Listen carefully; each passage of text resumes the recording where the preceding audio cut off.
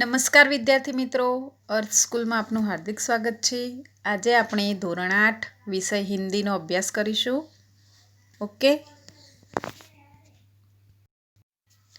તો આજે આપણે પાંચમો પાઠ હિન્દીનો इकाई 5 दोहे તેના વિશેની સમજૂતી મેળવીશું.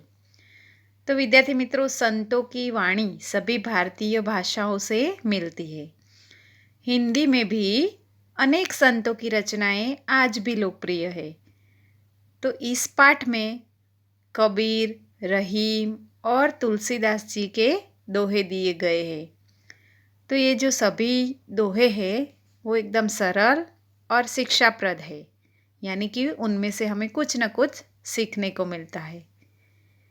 इनमें दान प्रियता, संतोष, समानता, सत्संग, विनम्रता, परिश्रम, प्रेम आदि जीवन मूल्यों का महत्व भी बताया गया है.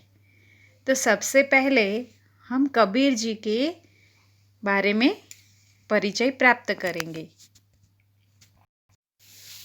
तो कबीर जी का कवि परिचय. नाम कबीर, जन्म 15वीं शताब्दी. कबीर निर्गुण परंपरा के संत थे. वे निर्गुण परंपरा के अनुसार बाह्य आडंबर का विरोध करते थे. उन्होंने हिंदू और मुसलमानों को उनकी गलतियों के लिए फटकार लगाई है. उन्होंने अपने दोहों के माध्यम से लोगों को सही जीवन जीने का उपदेश दिया है. तो कबीर जी ने हमें हमारे पाठ्य पुस्तक में 3 दोहे दिए गए हैं. तो हम सभी दोहों को ध्यान से पढ़ेंगे और उनकी समझूती प्राप्त करेंगे. तो सबसे पहले मैं कबीर जी के दोहे समझाऊंगी, उसके बाद रहीम जी के, फिर तुलसीदास जी के. तो रहीम जी के भी 3 दोहे दिए गए हैं हमारी पाठ्य पुस्तक में, और तुलसीदास जी के भी 2 दोहे दिए गए हैं. तो सबसे पहले संत कबीर. तो पहला दोहा देखिए. साई इतना दीजिए जामे कुटुंब समाए, मैं भी भूखा ना रहूं साधु न भूखा जाए. तो इसको हम राग के साथ भी गा सकते हैं, जैसे कि साई इतना दीजिए जामे कुटुंब समाए, मैं भी भूखा ना रहूं साधु न भूखा जाए, साधु न भूखा जाए. तो इस तरह हम राग से भी इस दोहे को गा सकते, सभी दोहे को. तो यहाँ कबीर जी ने कहा है कि साईं इतना दीजिए जामे कुटुंब समाए, मैं भी भूखा ना रहूं साधु न भूखा जाए. तो साईं, साईं यानी ईश्वर, भगवान. जामे, जामे का अर्थ होता है जिसमें. कुटुंब यानी परिवार. समाय, तो समाय का अर्थ होता है पालन पोषण हो सके. 5-6, तो इसके बाद मैं भी भूखा न रहूं साधु न भूखा जाए.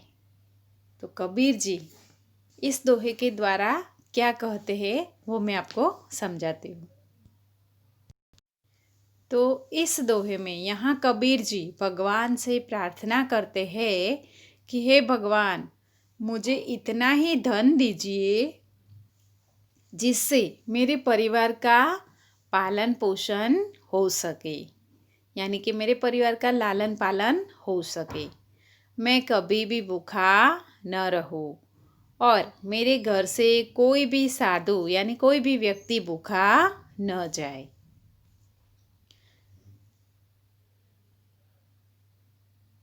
यहाँ कबीर जी ने लोभी मनुष्यों पर कटाक्ष किया है, यानी जो लालचू लोग हैं उन पर उन्होंने कटाक्ष करते हुए कहा है कि हमें उतना ही धन चाहिए जिससे हमारा जीवन शांति से निर्वाह हो सके. दूसरा दोहा कबीर जी का। बिना विचारे जो करे सो पाछो पछताय, काम बिगाड़े आपनो जग में होत हसाय। तो बिना विचारे यानी बिना सोचे समझे, सो पाछो पछताए, पाछो यानी बाद में, जग में होत हसाय, जग यानी दुनिया, संसार, हंसाय यानी मजाक, हंसी मजाक उड़ाता है। तो इसकी समझूती में कबीर जी कहते हैं, यहाँ कबीर जी कहते हैं कि जो बिना सोचे विचारे काम करता है, बिना सोचे समझे काम करता है, वो बाद में पछताता है। और वो व्यक्ति अपना काम तो बिगाड़ता ही है, साथ ही साथ दुनिया में वो हंसी का पात्र भी बनता है, यानी दुनिया में उसकी मजाक उड़ाई जाती है, हंसी उड़ाई जाती है। तो जो व्यक्ति बिना सोचे समझे काम करता है वह बाद में पछताता है। वह अपना काम तो बिगाड़ता ही है, साथ ही साथ दुनिया में उसकी हंसी उड़ाई जाती है। तीसरा दोहा कबीर जी का। कबीरा खड़ा बाजार में मांगे सबकी खैर, ना काहू से दोस्ती ना काहू से बैर। तो खैर यानी कुशलता, खैर यानी कुशलता। तो कबीरा, कबीर यहाँ कहते हैं कि कबीरा कहता है कि मैं बाजार में सबके सामने खड़ा हूँ, सबके सामने खड़ा होकर भगवान से सबकी कुशलता मांगता हूँ, और मेरी किसी से दोस्ती नहीं और किसी से दुश्मनी भी नहीं। काहू यानी किसी से। तो यहाँ कबीर जी कहते हैं कि मैं बाजार में अर्थात सबके सामने खड़ा होकर भगवान से सबकी कुशलता मांगता हूँ, सभी लोग सुखी रहे इसके लिए मैं प्रार्थना करता हूँ, और मेरी किसी से न तो दोस्ती है और न ही दुश्मनी है।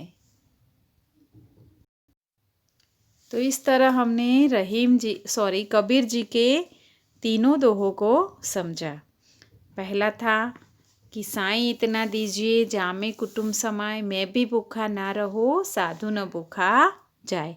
तो कबीर प्रभु से कहते कि हे प्रभु, मुझे बस इतना ही अन्न और धन दीजिए जिससे मेरे परिवार का निर्वाह हो जाए, मैं भी भूखा ना रहूं और मेरे घर से कोई साधु फकीर भी भूखा न लौटे।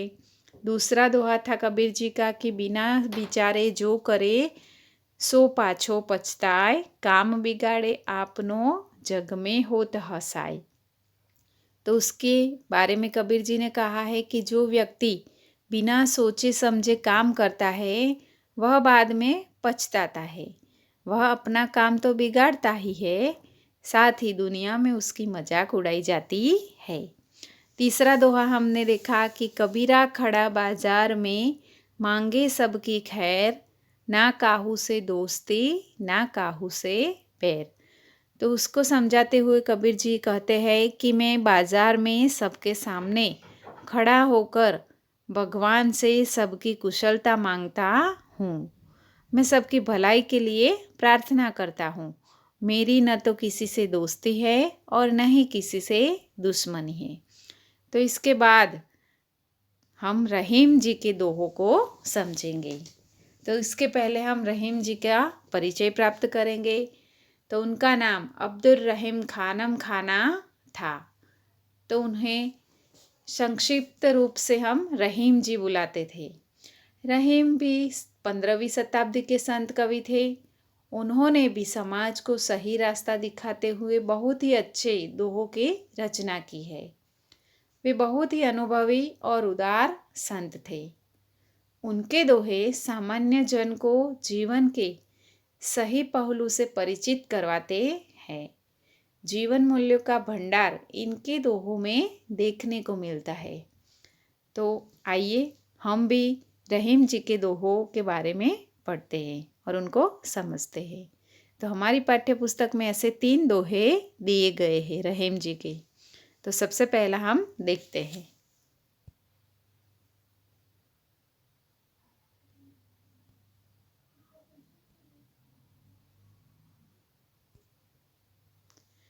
रहीमन वे नर मर चुके, जे कहूँ मांगन जाही, उनते पहले वे मुए, जिन मुख निकसत नाही।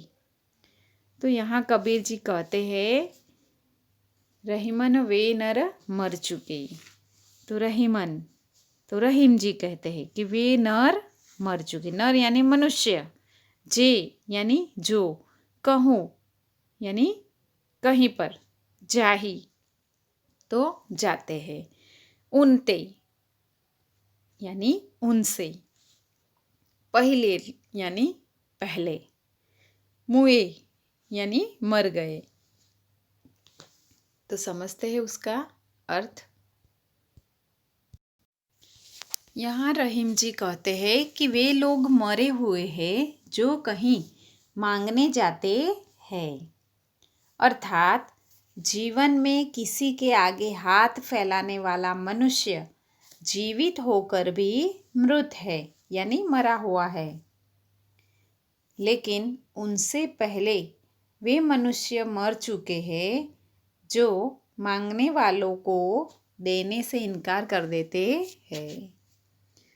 तो इस दोहे में कबीर ने दान का महत्व समझाया है। दूसरा दोहा रहीम जी का। जो रहीम उत्तम प्रकृति, का करी सकत कुसंग, चंदन विष व्यापत नहीं, लिपटे रहत भुजंग।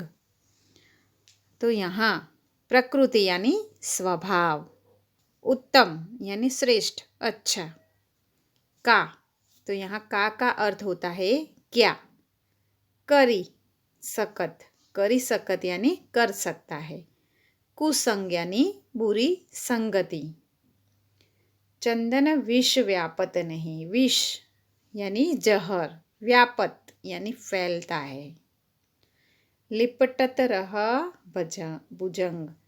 तो भुजंग यानी सांप, भुजंग यानी सांप। तो यहाँ रहीम जी क्या कहते हैं वो हम देखते हैं। तो इस दोहे में रहीम जी कहते हैं, यहाँ पर रहीम जी उदाहरण देकर कहते हैं कि उत्तम स्वभाव के व्यक्ति पर बुरे लोगों का संग कभी भी असर नहीं कर सकता। जिस प्रकार से चंदन के वृक्ष पर सांप लिपटा रहता है, फिर भी चंदन के वृक्ष में उसका जो विष होता है, जहर होता है, वो नहीं फैलता। रहीम जी का तीसरा दोहा। बड़े बड़ाई ना करे, बड़े न बोले बोल, रहीमन हीरा कब कहे, लाख टका मेरो मोल। तो यहाँ रहीम जी का तीसरा दोहा। बड़ाई ना करे, तो बड़ाई यानी प्रशंसा, तारीफ। जो बड़े लोग होते हैं वो अपनी प्रशंसा, तारीफ खुद नहीं करते। टका यानी रुपया, टका यानी रुपया। मोल यानी मूल्य, कीमत। तो समझते हैं उसका अर्थ। तो इस दोहे में रहीम जी कहते हैं कि बड़े लोग कभी भी खुद की प्रशंसा नहीं करते। जो महान व्यक्ति होते हैं वो अपनी तारीफ, अपनी प्रशंसा खुद नहीं करते। अपने बारे में भी कभी भी वो बड़ी बड़ी बातें नहीं करते। जिस प्रकार हीरा कभी नहीं कहता है कि मेरी कीमत लाख रुपए है, उसी प्रकार जो बड़े व्यक्ति है, महान व्यक्ति है, वो भी अपनी प्रशंसा स्वयं नहीं करते। तो विद्यार्थी मित्रों, हमने कबीर जी के दोहे समझे, उसके बाद हमने रहीम जी के भी 3 दोहे समझे। उसमें पहला था रहीमन वे नर मर चुके, जे कहूँ मांगन जाही, उनते पहले में वे मुए, जिन मुख निकसत नाही। तो उनमें रहीम जी कहते हैं कि वे मनुष्य मर चुके हैं जो कहीं दूसरों के पास मांगने जाते हैं, परंतु उनसे भी पहले वे मर चुके हैं जो मांगने वालों को देने से इनकार कर देते हैं।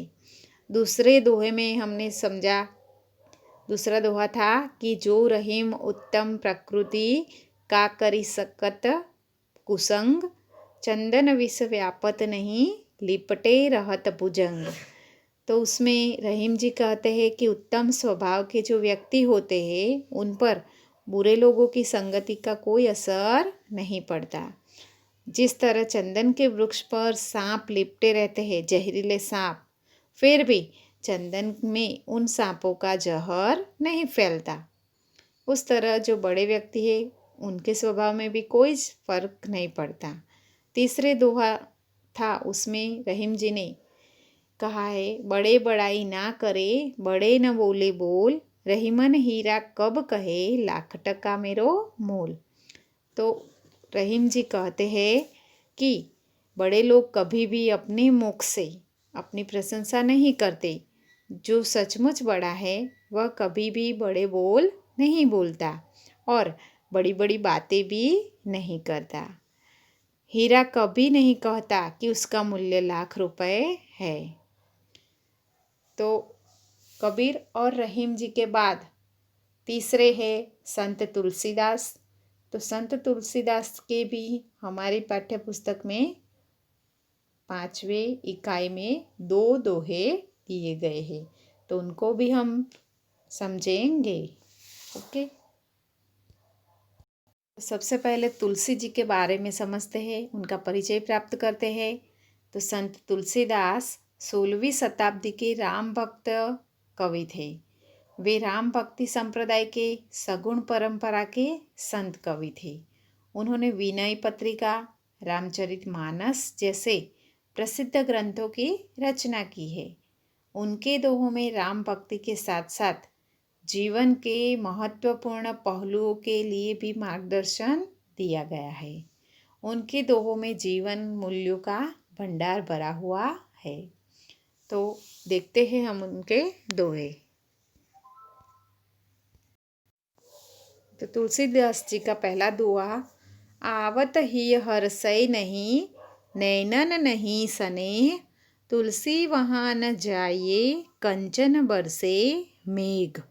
तो कंचन यानी सोना, नैनन यानी नयन नेत्र, आवत यानी आने पर, हिय हिय यानी हृदय, हर्षय यानी प्रसन्न होना, आनंदित होना। तो इस दोहे में रहीम जी समझाते हैं,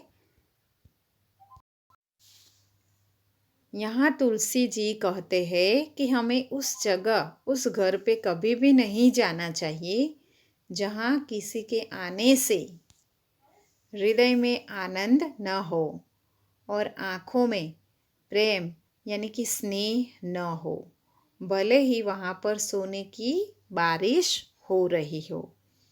इस तरह कबीर जी हमें तुलसीदास जी कहते हैं कि जिस घर के लोगों का हृदय तुम्हें आया हुआ देखकर हर्षित न हो, आनंदित न हो, और जिनकी आँखों में आपको देखकर प्रेम की भावना, स्नेह की भावना न हो, उस घर में कभी भी मत जाओ, भले फिर भले वहाँ सोने की बारिश ही क्यों न होती हो। तुलसीदास जी का दूसरा दोहा, विद्या धन उद्यम बिना कहो जो पावे कौन, बिना डुलाए न मिले ज्यों पंखा को पौन। तो बिना डुलाए यानी बिना हिलाए बिना, पंखा को पौन, पौन यानी पवन, हवा, ज्यों यानी जैसे, कहो यानी कहिए, बताइए, जू यानी कौन,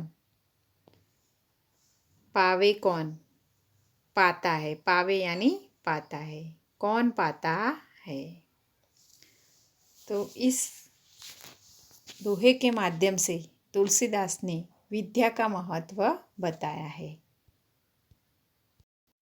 तो यहाँ तुलसीदास जी जीवन में परिश्रम के महत्व को बताते हुए कहते हैं कि जीवन में परिश्रम सच्ची मेहनत के बिना कौन विद्या पा सकता है।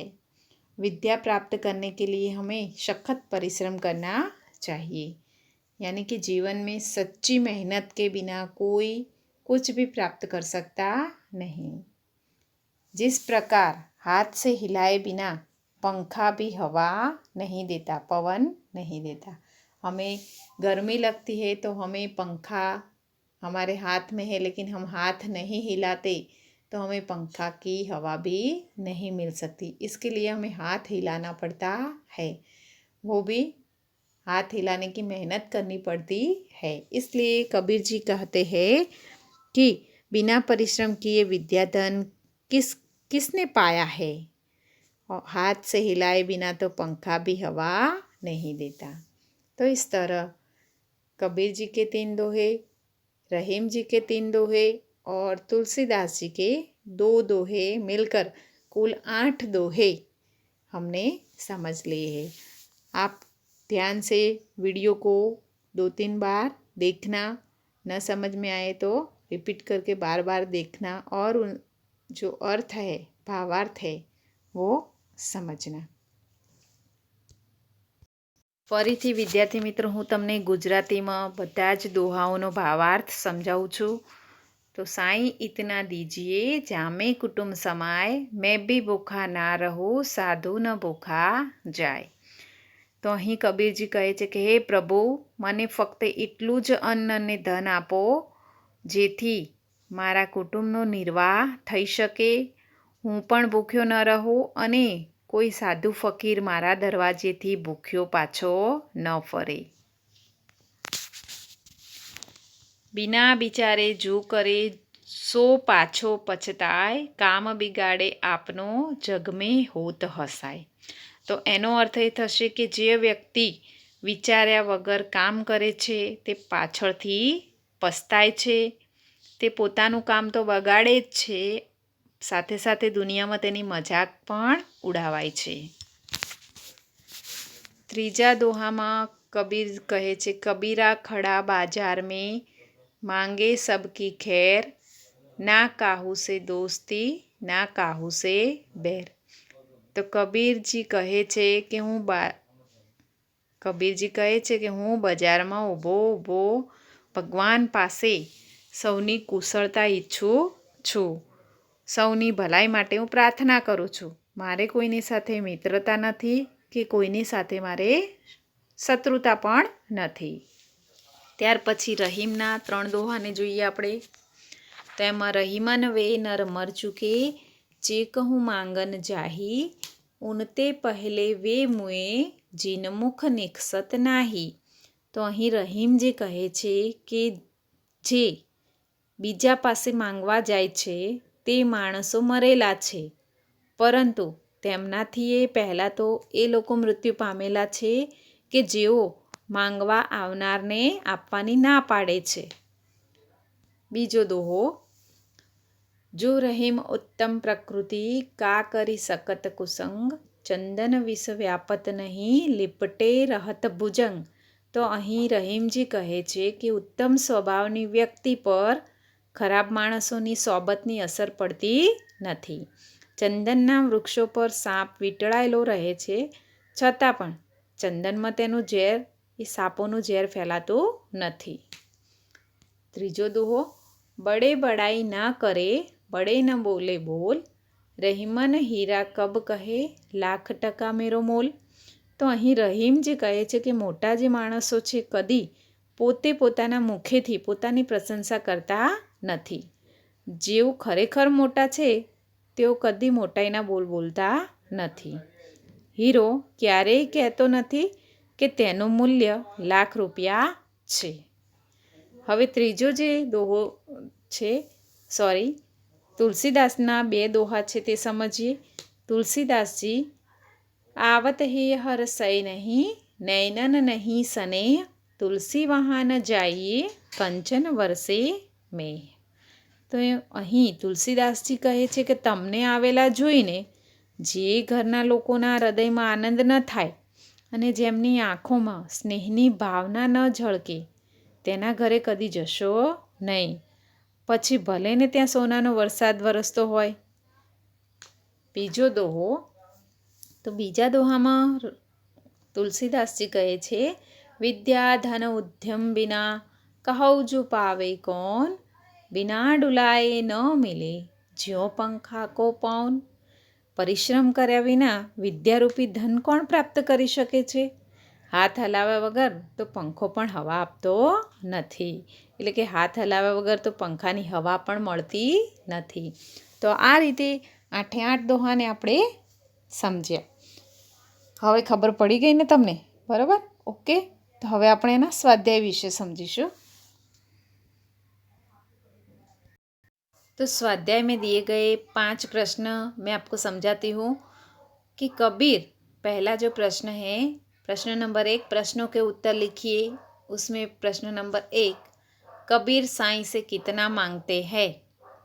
तो कबीर संग्रह करना उचित नहीं समझते. वे भगवान से उतना ही अन्न और धन मांगते हैं जितना उनके परिवार का निर्वाह हो सके, यानी कि उनके परिवार के लिए आवश्यक है. उनके परिवार में कोई भूखा न रहे और उनके दरवाजे पर आया हुआ कोई भी साधु फकीर कभी भी भूखा न जाए. बस कबीर इससे अधिक धन पाने की इच्छा नहीं करते. दूसरा, बिना सोचे कार्य करने से क्या होता है? तो बिना सोचे समझे कार्य करने से क्या होता है?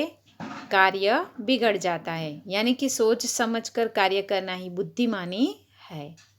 कार्य बिगड़ने से पछतावा होता है. इतना ही नहीं, दुनिया में हम हंसी के पात्र बन जाते हैं. लोग तरह तरह के ताने मारकर हमारा मजाक उड़ाते हैं. इस तरह बिना सोचे समझे कार्य करने वाले को उसका बुरा परिणाम भुगतना पड़ता है. तीसरा प्रश्न है, चंदन और भुजंग के उदाहरण द्वारा रहीम क्या कहते हैं? तो चंदन और भुजंग के उदाहरण द्वारा रहीम, उत्तम स्वभाव वाला व्यक्ति बुरे लोगों के साथ रहे तो भी उनसे प्रभावित नहीं होता है. चंदन के पेड़ पर सांप लिपटे रहते हैं, परंतु चंदन में उन सांपों का जो जहर होता है, विष होता है, वो फैलता नहीं है. तो सांपों के साथ रहकर भी चंदन उनके विष से अछूता ही रह जाता है. इस प्रकार चंदन और भुजंग के उदाहरण द्वारा रहीम हमें कहते हैं कि अगर व्यक्ति उत्तम कोटि का है तो वह संसार में रहकर भी हर बुराइयों से बचता है. चौथा प्रश्न है कि रहीम बड़े लोगों की क्या विशेषता बताते हैं? तो उसका आंसर आप ऐसे लिख सकते हैं कि रहीम कहते हैं कि बड़े लोग कभी अपने मुख से अपनी बड़ाई नहीं करते हैं. वे कभी बड़े बोल नहीं बोलते हैं और बड़ी बड़ी बातें भी नहीं करते हैं. वो अपना बड़प्पन कभी भी नहीं दिखाते हैं. वो उनके स्वभाव में होता ही नहीं है. ओके. तो जैसे हीरे का उदाहरण देकर रहीम जी ने हमें समझाया है कि हीरा कीमती रत्न होता है, फिर भी वो स्वयं अपनी कीमत नहीं बताता. उसी तरह बड़े लोग खुद कभी अपनी प्रशंसा नहीं करते हैं. उसके बाद 5वां प्रश्न है कि तुलसीदास किसके घर नहीं जाना चाहते? तो तुलसीदास जी अपनेपन की भावना को बहुत महत्व देते हैं. वह कहते हैं कि जिस घर के लोगों को हमें आया हुआ देखकर आनंद का अनुभव नहीं होता, उनके अंदर हर्ष का अनुभव न हो. हमें देखकर जिनकी आँखों में स्नेह की चमक पैदा न हो, उस घर पे हमें जाना नहीं चाहिए. उस घर में भले ही सोने की बरसात हो रही हो, फिर भी हमें वहाँ जाना नहीं चाहिए. दूसरा प्रश्न है कि इस इकाई के दोहों से आप में कौन से सद्गुण ग्रहण करेंगे? तो आप इस दोहों के माध्यम से कौन कौन से सद्गुण प्राप्त कर सकते हैं, वो भी आपको लिखना है. तो इस इकाई में संत कबीर, रहीम, और तुलसीदास जी के दोहों में हमें ये सीख मिलती है। तो सबसे पहले कबीर जी के दोहों के द्वारा हमें सीख मिलती है कि आवश्यकता से अधिक पाने की इच्छा न रखें। जो भी काम करे सोच समझ कर करे। अपने मुख से कभी अपनी प्रशंसा न करें और स्वार्थ से, बिना स्वार्थ के सबका भला चाहे। रहीम जी के दोहों से हमें सीख मिलती है कि हम दूसरों से कुछ भी न मांगे, अपने स्वभाव को हमेशा उत्तम बनाए रखें। तुलसीदास जी हमें प्रेम को धन से अधिक महत्व देने की बात सिखाते हैं कि धन से ज़्यादा कौन महत्वपूर्ण है? प्रेम। और विद्या धन पाने के लिए हमें सखत परिश्रम, कठोर परिश्रम करने की भी वो सीख देते हैं। तो इस प्रकार हमें इस इकाई में यानी इस दोहों में से दान प्रियता, संतोष, समानता, सत्संगति, विनम्रता, परिश्रम, प्रेमपूर्ण आतिथ्य आदि सद्गुण सीखने को मिलते हैं। तो ये सभी सद्गुण आप भी ग्रहण करेंगे। तो इस इकाई को आप ध्यान से 2-3 बार रिपीट करके पढ़ना। इसके लेखन कार्य के लिए आपको PDF भेजी जाएगी, उसमें से देखकर ध्यानपूर्वक CW में लेखन कार्य करना। Okay, bye.